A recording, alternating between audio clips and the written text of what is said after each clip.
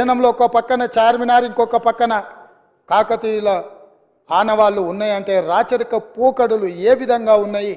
పాలకుల యొక్క ఆలోచన ప్రజాస్వామ్యానికి వ్యతిరేకంగా రాచరిక పోకడలతో రాష్ట్ర అధికారిక చిహ్నంలో రాచదర్పాలు ఉట్టిపడుతుంటే ఇంకా కూడా మనము గులాములుగా వెట్టి చాకిరి చేస్తూ బ్రతకాల్సిందేనా అన్న ఆలోచనతోటి మా మంత్రివర్గం అంతా ఆలోచన చేసి రాచరిక పోకడలు, రాచరికపు ఆనవాళ్ళు ఉండడానికి వీల్లేదు. ఈ రాష్ట్రం ప్రజాస్వామిక రాష్ట్రం. ఈ రాష్ట్రంలో ప్రజలు ఎన్నుకున్న ప్రభుత్వం ఉంది, ప్రజాపాలన సాగుతుంది అని చెప్పి అధికారిక చిహ్నాన్ని మార్చాలన్న నిర్ణయం తీసుకున్నాం. చార్మినార్ హైదరాబాద్ కు ప్రపంచంకి ఎవరు ఎక్కడికి వెళ్ళి వచ్చినా, ఒక పర్యాటకుడు ఎక్కడి నుంచి వచ్చినా మొదలు పోయేది అడిగి శ్రీరామ్ చార్మినార్. చార్మినార్ అంటే హైదరాబాద్ గా నిషాన్. అట్లాంటి చార్మినార్ అట అధికారిక రాజముద్రలో ఉండద్దట, తీసేయాలన్న.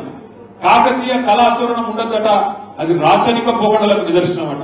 ఇక రేవంత్ రెడ్డి తెలిపెట్టిందంటే ఒక దిక్కేమో కాకతీయ తోరణం ఉండద్దంటాడు, ఇంకో దిక్కేమో చార్మినార్ ఉండద్దంటాడు, ఇంకో దిక్కేమో జయ జయ హే తెలంగాణ జననీ జయ కేతనం అనే పాటను రాష్ట్ర గీతంగా పెడుతున్నా అని చెప్పి శాసనసభలో చెప్పిండు. కానీ అదే పాటలు ఏమో దొరికేనా?